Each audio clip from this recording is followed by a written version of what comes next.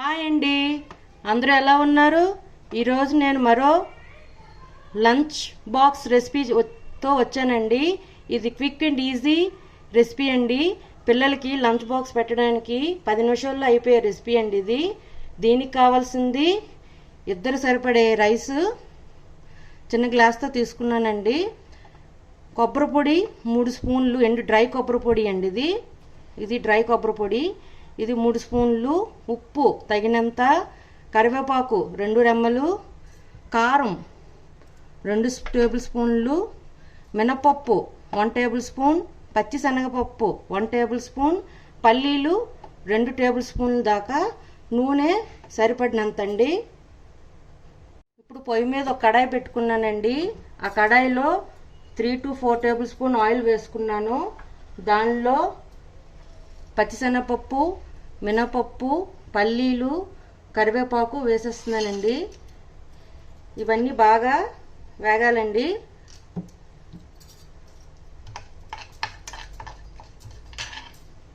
ఇవన్నీ బాగా వేగాయండి. ఇప్పుడు దీనిలోనే 2 టేబుల్ స్పూన్స్ దాకా తీసుకున్న కారం,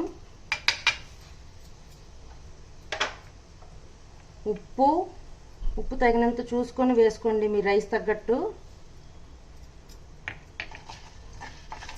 ఎండు కొబ్బరి పొడి ఇదైతే 3 టేబుల్ స్పూన్స్ దాకా పడుతుందండి.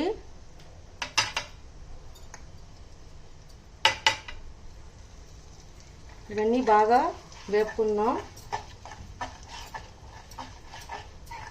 ఇది మీడియం ఫ్లేమ్లోన ఒక 5 మినిట్స్ వేపుకోండి.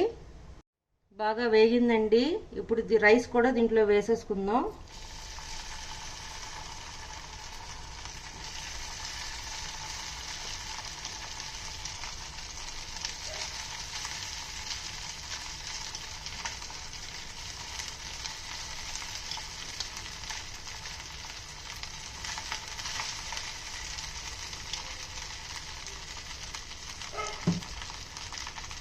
రైస్ అంతా దీంట్లో వేసుకున్నాం కదండి. ఇప్పుడు శుభ్రంగా కలుపుకొని ఒక 10 మినిట్స్ ఇలా స్లో ఫ్లేమ్లో ఉంచుకోవాలండి.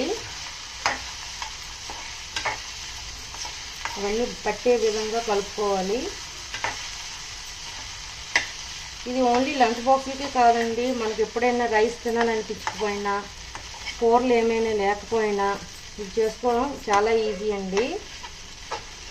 బయటకి ఎక్కడికైనా వచ్చి ఏమీ వండలేదు, టైం లేదు అనుకున్నప్పుడైనా చేసుకోవచ్చు ఇది.